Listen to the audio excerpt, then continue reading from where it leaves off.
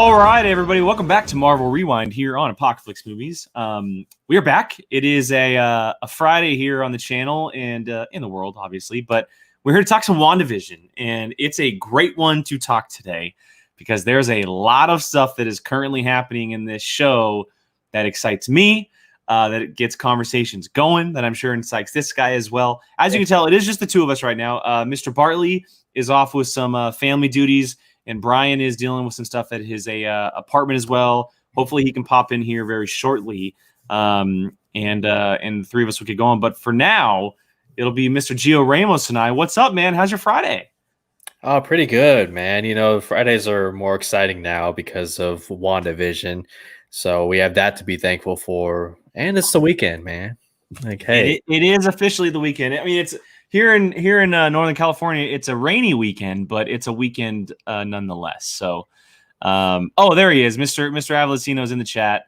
There he is. Brian, if you want to throw your theories out there and your thoughts, man, just shoot them in there.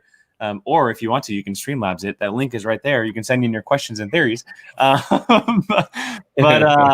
So look, we're in episode 3. It's now we're going on to one episode a week, and this one is called Now in Color. It's the first official episode that is fully in color. We're in the 70s here, taking on the Brady Bunch vibe, taking on a still very much a Truman Show vibe. A lot of other things as well are placed in there. Heavy Brady Bunch. But before we get into the nitty gritty of this, Gio, I want to ask you about your thoughts and, going into the episode. Did it live up to what you were expecting? Did you love it? Did you hate it? Just everything. Throw it out there, man. Well, I'll start off by saying this episode was more easier to watch. And I don't know if it's because it was in color the whole way through. Don't get me wrong, the whole black and white thing, it was great. I love what they did with it. But, I just felt a sense of, gratitude that, we're in color now. Okay, let's go. I mean, just like you said, I love the whole 70s look to it, the feel, the aesthetic, the costumes, the decor, the neighborhood. It was all great to see. And, it just gives me more confidence the further they go that they're going to absolutely nail it. And I think for me, the thing that was most delightful, that brought me the most joy was seeing them be so excited at the idea of becoming parents, especially for the Vision character. Like, that guy's a genius. He's all calculated and everything. But when it comes to being a dad, he's flipping through pages. He's just like, oh my God, I don't know what I'm doing. But he's also excited. And it's just, that's the kind of warmth that, is needed, especially with all this, mystery and, at times, creepiness. It was some much needed levity. I thought the episode was great, especially the last 10 minutes of it. I mean, we'll get to that for sure. We got a lot to get to. But yeah, all in all, another strong episode that further expands the world and got us asking more questions. And that's what you want to do with these one a week episodes, is you want to make it, highly rewatchable. You want it to, make us have these kind of conversations that can, help us as we wait every week for one episode. I'm loving it. It's a great time. It's good to hear. That is good to hear. And Chuck, no, I heard that as well. The stork was 100% cackling back. Yeah. So look, it's hard for me to stay up at midnight unless it's a like near the end of the season type of episode. So I watch these early in the morning. I get up super early for work, and I get up just a little bit earlier to watch them. So I give myself a little bit of time as well. Sometimes I watch a second time. This episode, if you are someone who was on the fence about what WandaVision is, or maybe you're someone who is like, I didn't hear great things about the first 2 episodes, and then you're hearing stuff about this episode, this is the episode that really shows what this show is all about. It is the perfect example of what they're going to be going for, and obviously it's going to become much more. It's going to intensify as the season goes on with with certain things that happen as the story kind of gets fleshed out and characters and stuff starts to happen. But as far as like the first couple episodes in a season, this is the hook episode. There's a lot of great things that happen in this episode that everyone should be talking about and excited about and be like, wow, like I can't believe Marvel just went there. It's not just with storytelling. It's not just with Easter eggs or callbacks, but it's also the performances. We've talked about it the last couple of weeks on this show, but Paul Bettany and Elizabeth Olsen, as great as they are inside the films and with those characters and like action and stuff, to me, they've never been better as Wanda and Vision than they are in this show. They're obviously portrayed very different in each property, but this show requires a lot of them as performers. And specifically Elizabeth Olsen, she is proving to everybody why she is the real deal. She is the real deal, not just in the comic book universe or blockbusters or anything. And you mentioned it, Gio, but the last 10 minutes, she is the real deal. I can't wait to talk about it. Yeah, man, I can't wait to talk about it. I can't wait to get into it. So, and I'm sure that we're going to probably miss some things that we're talking about because we're excited talking about certain things. So if you guys have comments that you want to, bring up or specific things, you can, again, send them to the Streamlabs up there. The link is right there. But let's get into some of this stuff, man. Is there something, because, and let's not do this. Let's not go chronological. Let's just talk. Is there something specific that you would love to bring up as we talk episode 3 of WandaVision? For me, it's more and more hints that Elizabeth Olsen's Wanda character is losing control of this reality that she's created.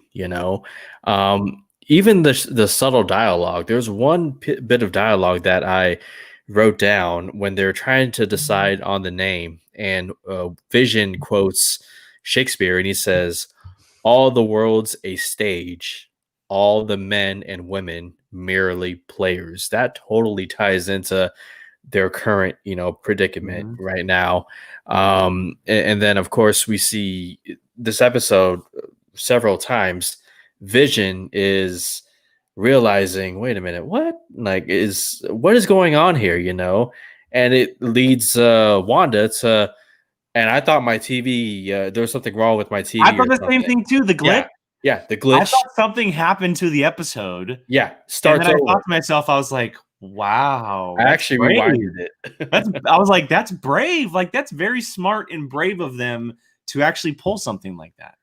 Yeah, totally. And the one appearance we get of Catherine Hahn, which we'll talk about what I think that means later on, but the other neighbor is there, and he's just like, we're all, and he doesn't complete Herb.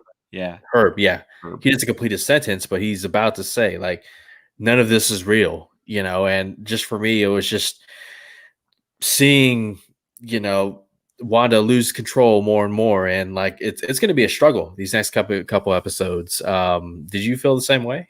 Yeah, so specifically about the stuff that's going on with Agnes and Herb that happened in this episode, I'm kind of pulled in a lot of different directions. And Buck, I saw that you sent in a Streamlabs. I'll get to it here in a second. Thank you, man. But I'm pulled in a lot of different directions because obviously we know that Agnes is she is the one person out of everybody outside of Wanda who kind of understands what's happening, right? Mm-hmm. She's clear-minded. She's putting on a face, if you will. We know who her character is from the comics, and so it kind of does make sense. Now, Herb is the interesting one. It's one of two spell. And I don't know where to go at this point. There is something that I was watching earlier because I was doing all kinds of like just readings and watching some videos of what other people think.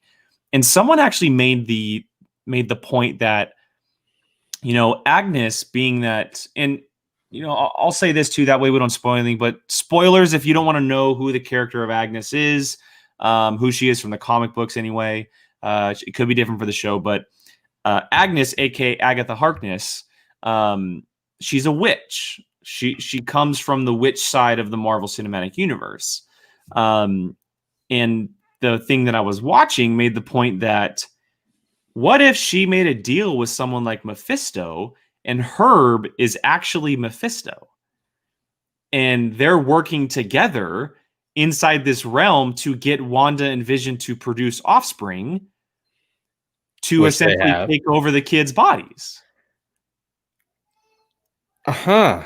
And I don't know if I 100% believe that because of the way that Herb was acting, because he wasn't like fully engaged. But if you remember when Vision first walked out there, and if you had the subtitles on, they were talking about Wanda's pregnancy. Mhm. They were talking about the kids in her stomach and everything, and the fact that and I forget her Gandaline. Who? Gandaline? The character. Oh God, what's her name? I What is her wrote it down. name? Geraldine. Geraldine. Thank you, Geraldine. They were talking about how Geraldine was in there, and they didn't want her to be in there. Right. And so, in my mind, I'm thinking, well, if Agnes is talking to him, he has to be involved in it in some capacity, not just like a bystander who's trapped in this world. And then that makes me think, well, maybe everyone in the town is in on it, or a number of them, and it's more than just Agnes and Herb. Because if you remember, the doctor at the end of the episode talked about how it's hard to escape the town. Like little towns are hard to escape. That's another example. Yep. And is he in on it? But I'm thinking to myself, okay, we've talked about how Agnes can be this witch who's controlling things or wanting the kids. I'm really starting to buy into the theory that Agnes is either working with or working for someone like Mephisto, who Mephisto in the Marvel comics is the devil. Yeah. Because it also starts to tie back to Wanda's history in the comic books and how the kids are portrayed in the comic books. And so a little history on the backstory of the kids. They're created and they're born, and Vision and Wanda have these kids, but Wanda later finds out that essentially they were created and they were holding on. They were Mephisto had been manipulating them for these bad souls, essentially, is the best way of saying it. Like he had inserted and taken over their souls because of their being Wanda and Vision's kids. And then later on, they were resurrected as other kids and brought back as the typical Billy and Tommy that we know in the comics today of Wiccan and Speed. But Mephisto plays a big part in the kids' lives. Yeah. Because he manipulates their souls, essentially. And I'm thinking to myself, now that can't exactly happen how it happens in the comic books, but what if Mephisto is the one behind everything? And I know Brian and Buck are talking about it in the chat, and it's a good point to bring up, but Agnes keeps talking about her husband, Ralph, right? Yeah. And like I said, I didn't believe the whole Herb thing, but what if Ralph is actually Mephisto? And Ralph is the bad guy that we're not going to see until towards the end of the season. And Agnes is working for him, aka Mephisto. Mm-hmm. See, that kind of makes more sense. Because maybe Herb is in on it somehow. He's like a pawn of them. And it's funny because after this episode, I know I'm going on some kind of like tangent, but no, keep going. I got the feeling after watching Herb that he and the other townspeople are very much like the people in the movie Get Out, where they understand what's happening, but they can't control themselves. And like Herb, like the doctor, still there, but they're being controlled by something else. That's good. He's cutting through concrete, and like, why would he be cutting through concrete? He's so desperate to escape that he's just like, exactly. I'll cut through anything, Exactly. So I'm wondering if Agnes is working with Mephisto, and Agatha Harkness is a pawn of Mephisto, or they're together or whatever, and the devil is behind all this, and they want Wanda and Vision to produce offspring, very much like the comics, and then they want to take over their souls, and they want to not place themselves in the bodies, but place someone in the bodies of them to control them, because Wiccan is like Wanda. Mm-hmm. Wiccan is a sorcerer. To many in the MCU, he's considered to be, or they tell him that he's going to be the most powerful sorcerer ever. Strange has said that, Loki has said that, and that's coming from, and then Speed is like Quicksilver. They're essentially mirror images of the twins. And it's cool because we got a little taste of that with Vision and his speed in the episode, which was really cool. Kind of like a little play there. But yeah, there's a lot of things that are coming from this specific episode. Also, we have to talk about the commercial with the soap and the tagline of, your inner goddess. Yeah, that's line playing into the whole God factor. I mean, that first off, I didn't know, and maybe this is accurate, but that's actually a play on what I'm sorry, that's a reference to Agents of S.H.I.E.L.D., right? About the soap and Hydra having, stuff in there that controls your mind. Yep. I did not know that. Again, if you're like me, you didn't really watch that much of Agents of S.H.I.E.L.D. You had to research in order to figure that out. But I think you're on point as far as like, and again, that's why you have to listen. That's why I watch these shows with the subtitles on, which is your inner goddess. I was like, come on now. That's clearly, and I thought about Agnes at that point, I think, yeah, I mean, it's clear that she's working with Mephisto at this point. Well, I'm sold on the idea of Mephisto. Yeah, well, so on that subject, I wanted to talk about it because last week we talked a lot about, the commercials and whether or not those people were her parents, right? If she's kind of reenacting things from the traumatic parts of her life, and this being her parents, and maybe if she sees them at some point to like trigger something or whatever, like that's a nightmare part. But what if? And I'm not saying I'm not dismissing the parents part, but what if those are like examples of Mephisto and Death? Two characters that work together in the comics heavily. And the guy is actually a version of Mephisto and the woman is actually a version of Death. And I can see that. Yeah. It obviously the Hydra symbol is in there, right? Plenty of times. The goddess thing with the soap. And even I saw this mention, which is this is so reaching. But if you look at the Hydra symbol, the tentacles shape into a 666. Which is the sign of the devil, obviously. I didn't look that close, man. See, like rewatchability. Absolutely, that's something that I missed, man. So wait a minute. You're saying that Agnes is working with Mephisto, and I 100% think Mephisto is the main bad of this series after watching this episode. Yes, and Herb is just one of their puppets, right? Yeah, it's one of two ways. Well, one of the many puppets. He's either Mephisto himself or he's a puppet. More than likely a puppet. And like they're saying in the chat, it sounds like Ralph, who's been mentioned multiple times, who we have yet to see, would more than likely be the person to be Mephisto in some form. You know what? I'm just gonna say every main character that's in the bubble is somebody. Okay. It would. Yeah. I mean, it's very possible. Like it's very possible that because we haven't seen a lot of people inside the bubble, right? We've seen like maybe 10 people inside the bubble. Yeah. We've seen the boss, right? the doctor, and we've seen some coworkers. We saw the women at the luncheon. You said the boss at the dinner table. There's 10 to 15 people. They could all easily be working for Mephisto, or just be controlled by him. And like I said, they know what's happening, but they can't control themselves. And so Scarlet Witch would be one of the puppets as well, right? I mean, she's the one with the powers. No, I think they're trying to break her. I think that her powers are so powerful that they're trying to find ways to break into her. And they can't do it because of this reality that she's created, right? And they're trying to find ways to do other things to get to her, a la creating the children or planting seeds for them to have children, like episode 2. For the children. All of a sudden, boom, they have kids. Children are there. Yeah. And it's stuff like that maybe they're just slowly kind of seeping their claws into Scarlet Witch and planting things. Yeah, they planted the idea of the children and that are making her think of it as a reality, but it's actually going the way that they want it to go. Man, dude. I can't wait to watch it. It's a trippy thing. It is a very, very trippy thing. There's a lot to think about in the show. I do want to get to a couple of questions because I know people asking some questions. I'll get to Bucks here first. And he said, so Evan Peters is slated to appear, which is still just a rumor. But his theory is he is either grown-up version of the twins or Mephisto. which would be interesting. And the rumors never say that he's going to be appearing as Quicksilver, but that he'll be appearing. What if he was playing Speed? What if he was playing Vision and Wanda's son, Speed? That would be very cool.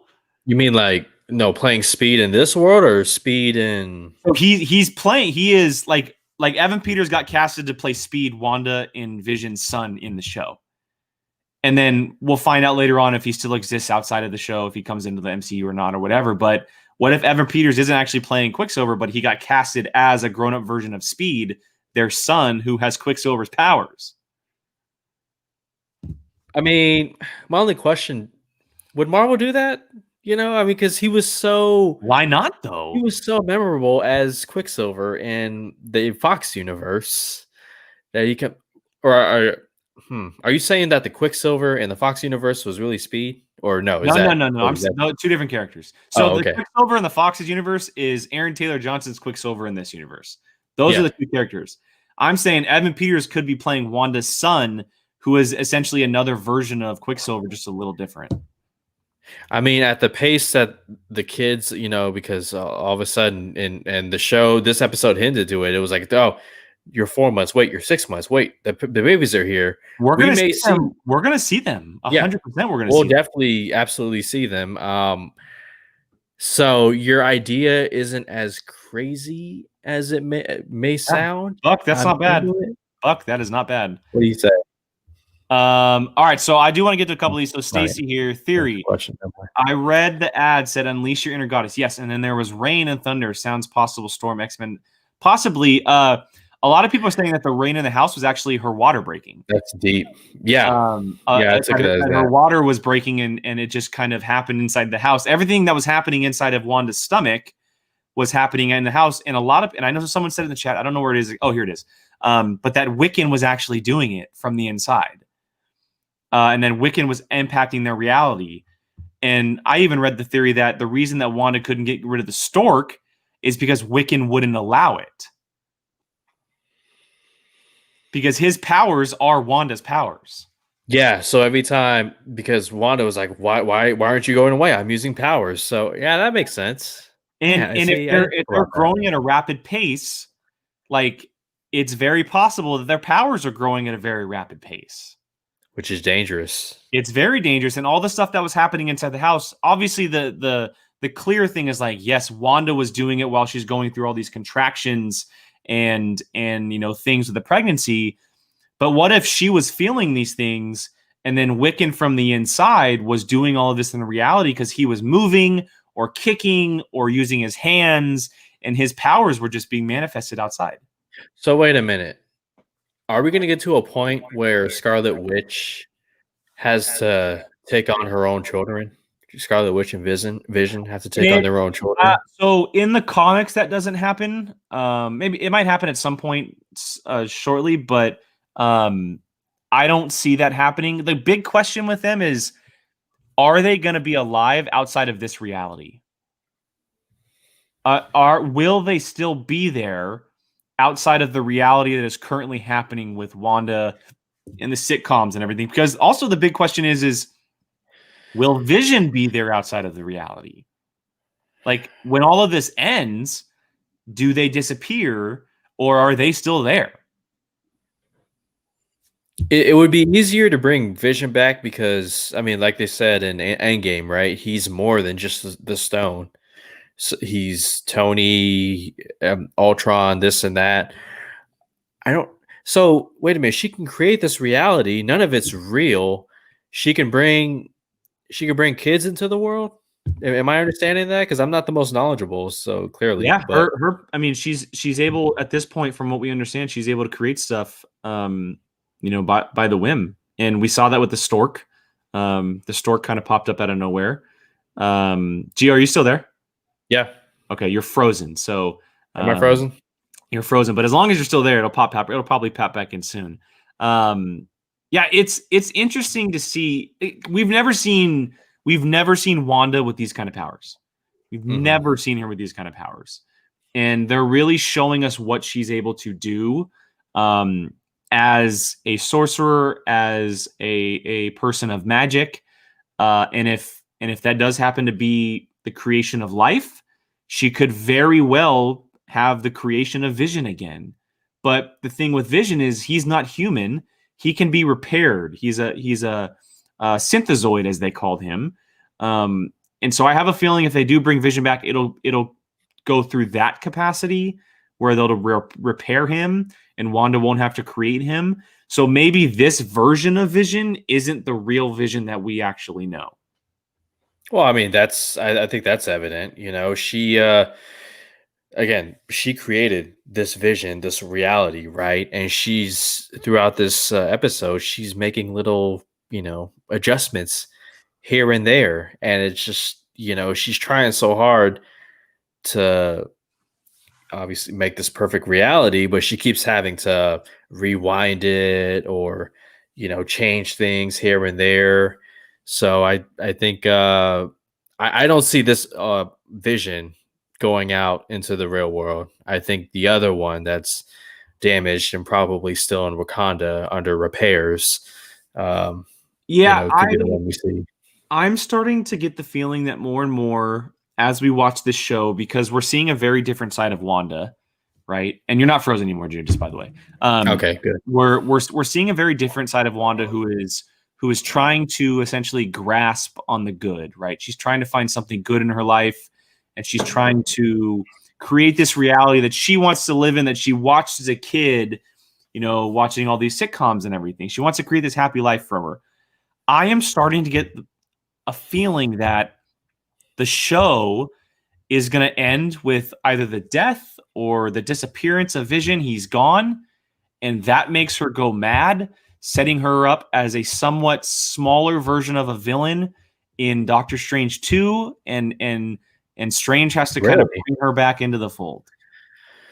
I see her powers going absolutely berserk, and she going a little mad by creating this reality, and her being a villain for a little while in the MCU. Well, she does actually become a villain for a short time in the comics, right? House of M, which is what I'm going towards. Yeah. Okay. Yeah. I think you're onto something, because hey, she has kids now.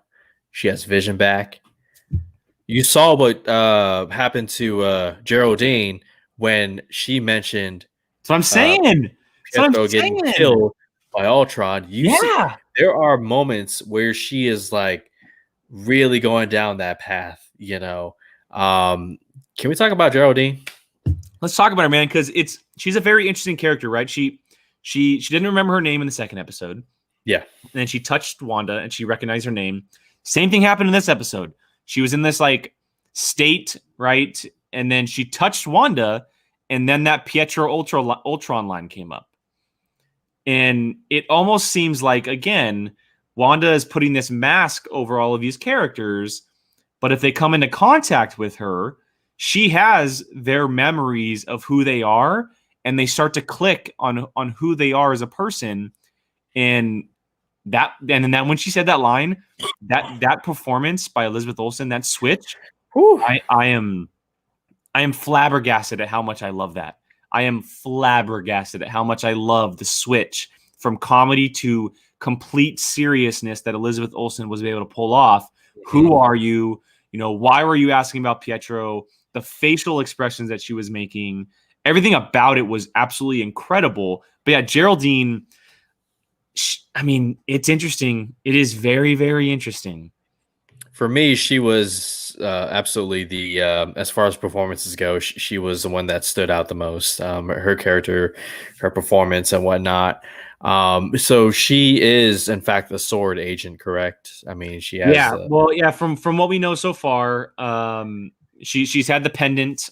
She had the pendant, or the necklace, excuse me, right. That she was wearing. And from what we know of her comic history, she does take that path into Shield and Sword at one point as well, and she becomes someone with superpowers. Mm-hmm. And I have a question for you, Gio, because I saw this online too. What's up? Do you think that Wanda, and we didn't see it actually happen, so we don't know if it actually was Wanda that did it, but do you think that Wanda pushing her outside the barrier of Oh my God, why am I forgetting the name of the town? Westview. Uh, Westview. pushing her outside the barrier of Westview, gave her powers.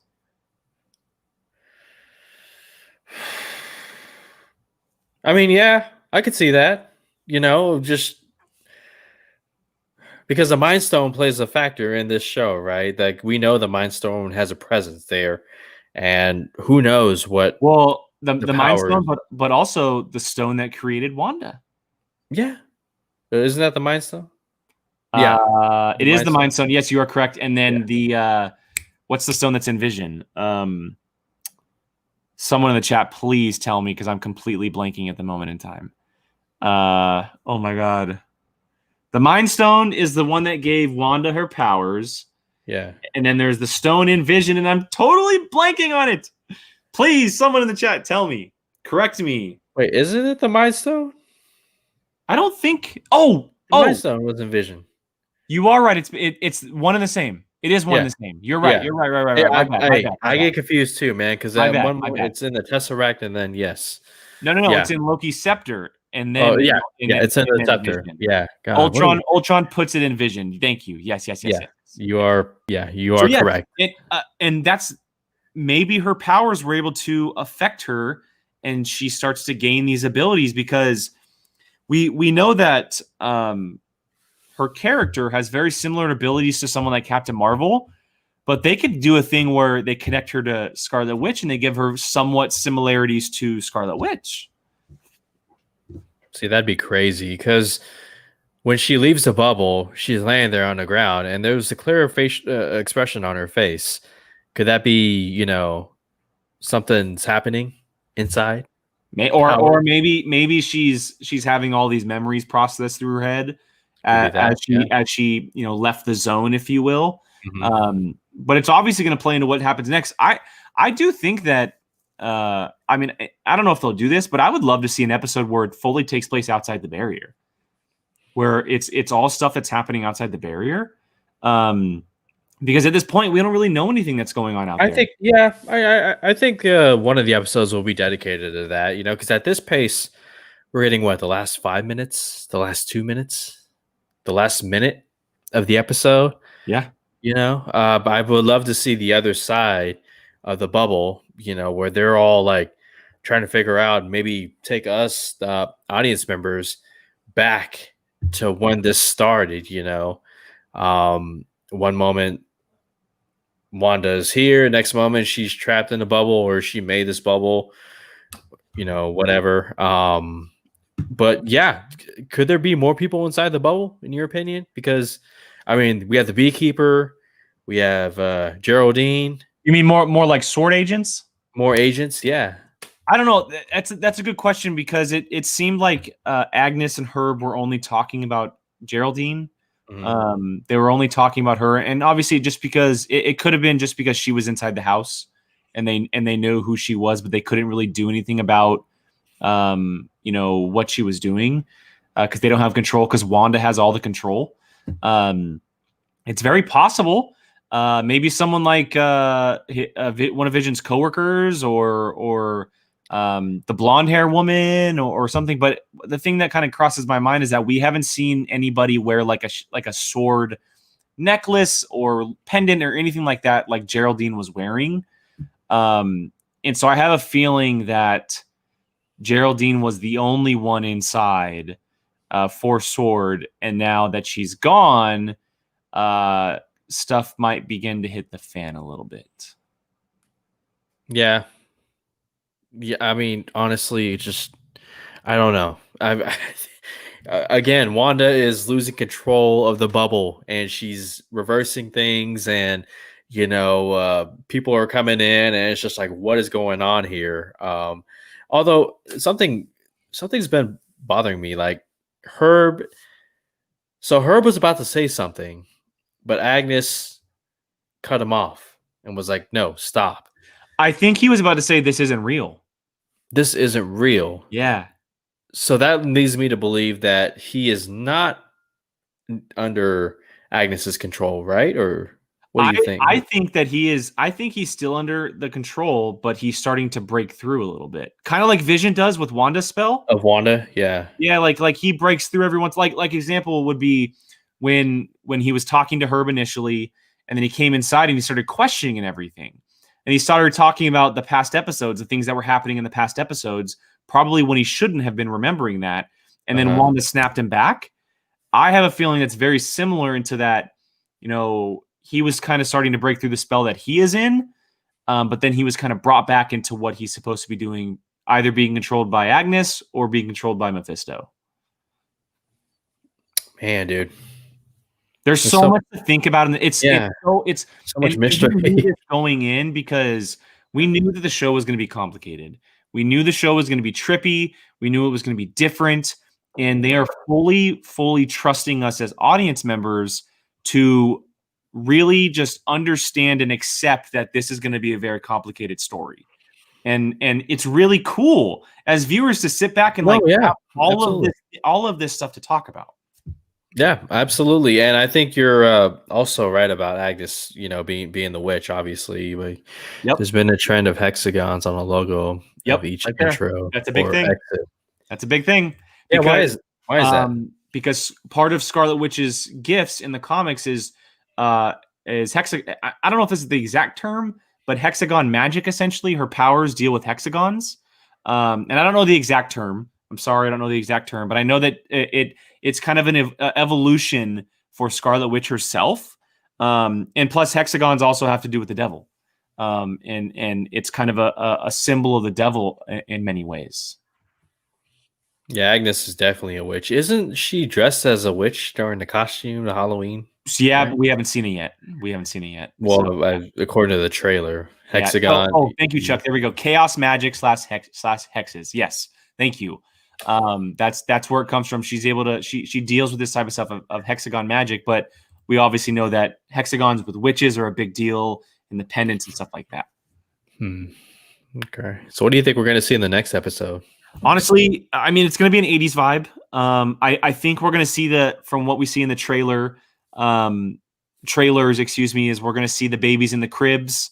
They're going to be maybe a year old, somewhere around there. We're going to see the Roseanne-ish type of stuff from WandaVision. Yeah. And I think we're going to get a lot more answers thank you, Chuck. Pentagrams. That's what it is. Sorry. Thank you. I get them mixed up. Whatever. It's very similar. That's what you guys are here for, to correct me when I say something stupid.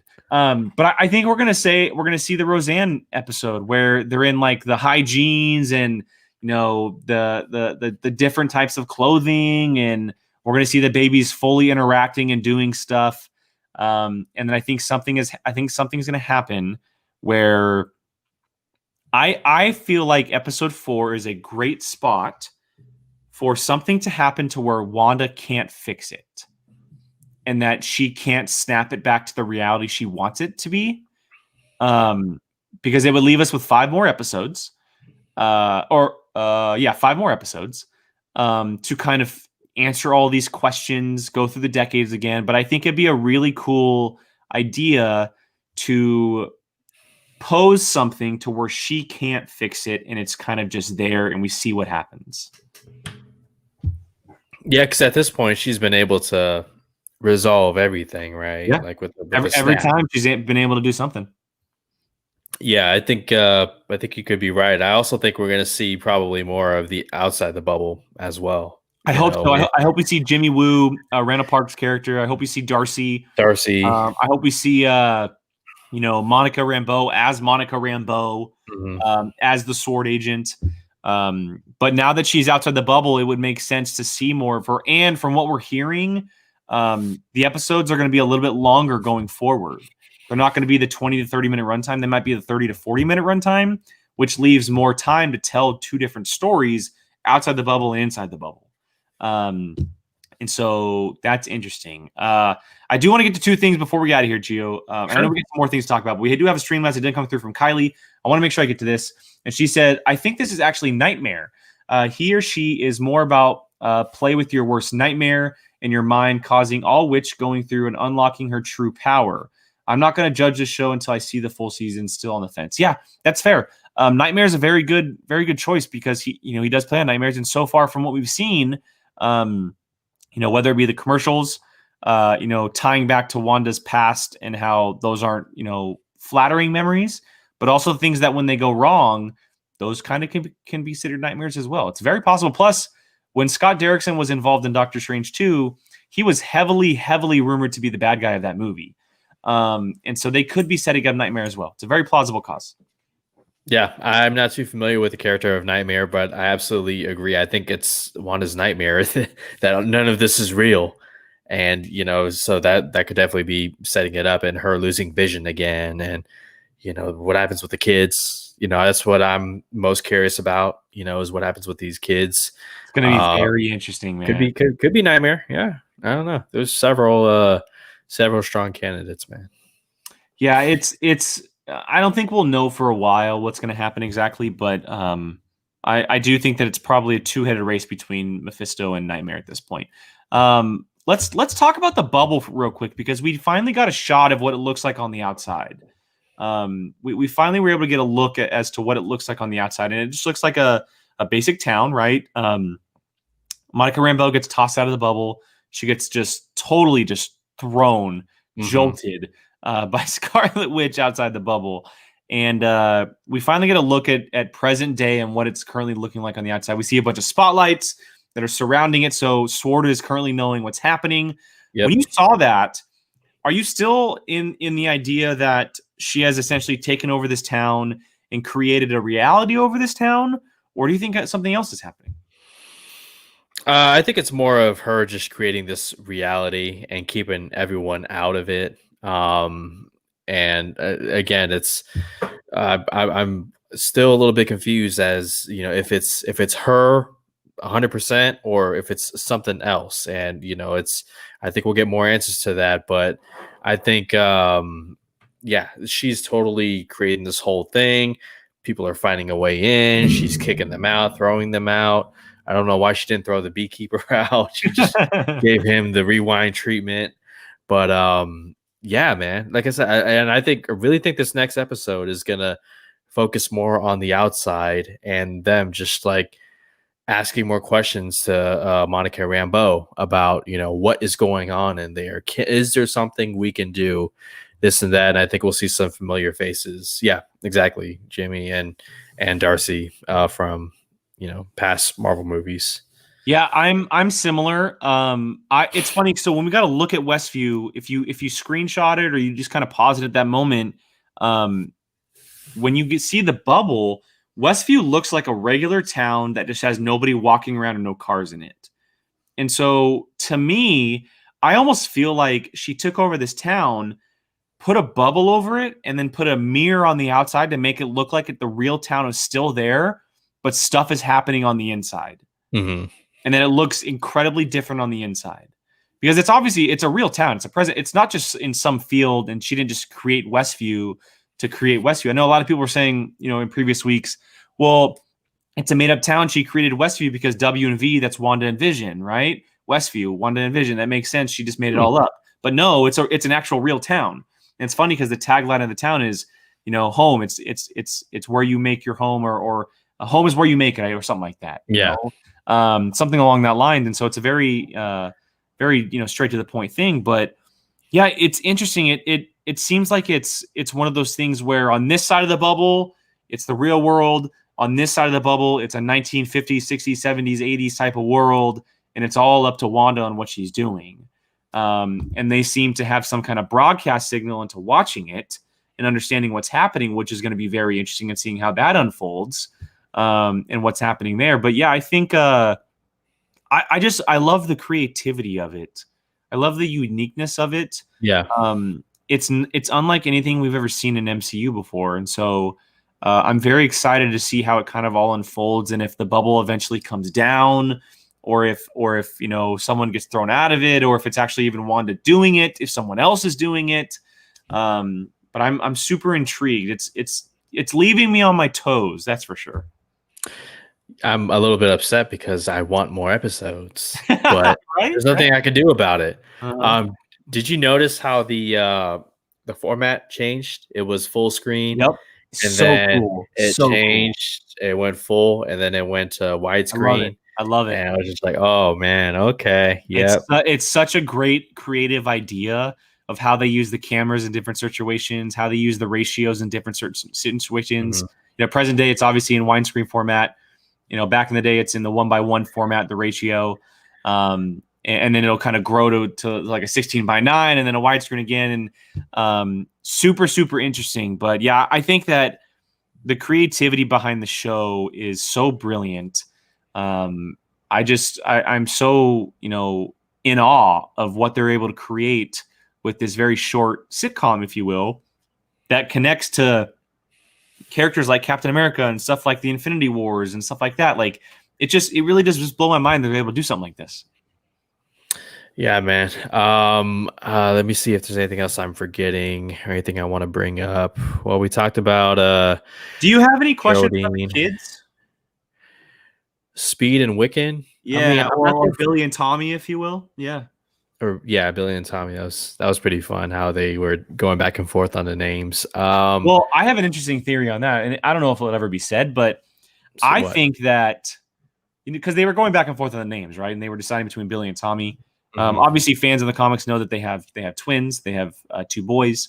But I had a theory that they were only having one kid until they started arguing on the name, and then Scarlet Witch manifested a second kid inside of her for the two names.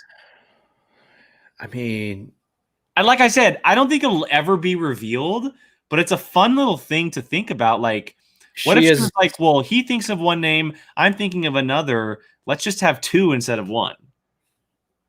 that would be very psychotic of her, which she is kind of a psycho in It's this. it's interesting. It's very interesting. Dude, see, I don't even think about that kind of shit, man. But yeah, I could totally see that. Oh Like man. just to fit the happiness of the reality, to make sure they get what they both want. She without knowing she gave them twins instead of one. You know? Dude, that is so dark. Oh my god. And also, and like Chuck says, she was a twin, so it would make sense for her to have twins, like she said in the episode. So twins fall in families. But I'm just saying, like, like in because they argued about the names, Yeah. and obviously that's a thing to do, and they didn't know they were having twins. But it's interesting to think about, like, she thought of having children. All of a sudden, the children pop in. Why can't she think of a second to pop in alongside of it if they're arguing about names? I do like the idea that, she was a twin. And how Yeah, about when she was singing in Sokovian? that and her accent came back. Mhm. Yeah, super, super cool. That was, man, see, again, Marvel just, taking whatever criticism and turning it into a positive for this, man. I wonder why doesn't Sword just send Hawkeye in there? He always seems to, like, I don't know, talk her into, hey, get off your ass or something, just A lot of people online are theorizing that if we were to see an Avenger, he's the one to pop up because they had the closest relationship. yeah, and You he'll know, be the one it's to and he has his own TV show, so he could easily call pop her up. out on her shit, Yeah. and I'm just like, well, where's Hawkeye at? Send Well, that guy. also, the last time we saw Wanda before the show, she was standing next to Hawkeye. Mhm. So it's a very plausible option that he does show up. I think it'd be very cool, but it all depends on what happened to her between the end of Endgame and now, and where she ended up and who was involved. But I do think it'd be very cool to see Hawkeye show up at some point because they very much had not it wasn't so much like a father-daughter relationship. It almost felt more so like an uncle-niece relationship in a way. Yeah. It was never a brother-sister thing. It was much more of like an uncle, favorite niece type of thing. Oh, absolutely. Yeah. That's and so that again, why not? If I'm Sword, send in Hawkeye, right? I mean, he is like kind of a spy. Something I did think of right now, and I'm not too familiar with Nightmare's powers, but could Nightmare play a role in bringing Ultron back? I don't believe so. like the real Ultron, like scary comics Ultron. Maybe in a nightmare format, but I don't think like Well, physically. yeah, not like physically, but like So maybe that's how we get. Nightmare can essentially just give you he's very much like Freddy, where he can give you your worst nightmare, and he can manifest anything in a nightmare format. And so if she does have nightmares, or if this is in fact a nightmare, like this whole thing is a nightmare, Ultron could easily show up, or maybe just the voice of Ultron could show up. James Spader is rumored to be I mean, just having his voice part would of this terrify show. her. Just having her voice would his voice would terrify her. Well, yeah, I mean, look what happened to Geraldine when she just mentioned the name Ultron, Yep. and she, I don't, and maybe Wanda. Do you think she broke character to like talk about Pietro and oh, I had a twin once, because that wasn't. Why would you mention that if you're making up this whole reality? Why would you mention that? And I think she just had a vulnerable moment It's where true. It's a good question. I think that she brought up Pietro because she saw that she had twins, but I don't think she ever thought of someone bringing up him dying by the hands of Ultron. and Um, that's what and tipped her off. That and that was like a trigger for her, right? Or maybe she was blocking it off from herself, and then someone saying it triggered it back, like she remembered it, and then the and then look on that her face. exactly, and it kind of all came flooding back to her. And dude, just think if he actually saw, like, she actually saw Ultron, like maybe not, physical form, or maybe it is an illusion, like what that would do. There's so many ways this could go bad for her character. It's really crazy because a lot of people are also taking to the point. We'll get out of here in just a second, but a lot of people are also saying that are theorizing that this entire thing is actually a dream, and they're tapping into her dreams and watching her dreams, because Disney, when they were marketing episodes, instead of saying now streaming, they said now dreaming. And on the most recent poster, the word dream was also there. And so a lot of people are talking about the fact that this may all be a big giant dream that's happening, and they're actually watching her dreams, take place rather than something physically. So then, Which is why she was able to become pregnant so quick, which is why she can skip decades so quick, which is why Vision is back. so how does that look from the outside of the bubble? You don't know. They're wondering who is manipulating your dreams and this and Maybe that. she's inside the bubble, and maybe someone else actually created the bubble to not let people inside. And they're trying to get what they want from Wanda, while meanwhile Sword is outside trying to get inside to save Wanda. And somebody else threw Geraldine out. Very Of the bubble. possible. It was a red thing that threw Geraldine out, and red is the mark of the devil. So what did we learn from this episode, ladies and We gents? still have no Nothing. idea what's We happening. didn't learn anything. God, and that's why it's so tough to like wait every week for this whole thing. Just give us the whole thing. Especially now, with it only being one per week, and but luckily we still have 6 to go. We have 6 to go, and they're all rumored to be a little bit longer than these, which is good. So we essentially have a 6-hour movie headed our way that is going to end up in all kinds of chaos. For sure, man. I can't wait. Bring it on. All Same. of it. Absolutely same. Yeah, Chuck, yes, Rachel and Chuck, exactly. We learned nothing. Yes, we learned nothing, and I love it. Exactly. You're reading our minds. Well, we love it because we're invested in the MCU. Hopefully those who are mainstream casuals just tuning in because all these blockbusters are getting delayed, hopefully they have the patience to stay, and this could pay off big. But yeah, we're loving it. Absolutely. Agreed. All right, well, that's going to wrap up today's Marvel Rewind, everybody. Thank you so much for hanging out with us, commenting, throwing your ideas and theories out there. Come back every single Friday here on the channel. As we're doing this, we're breaking down stuff, and we're talking things that we have no idea what's going on about, and we're excited to do so. Typically, Jacob and Brian will both be here.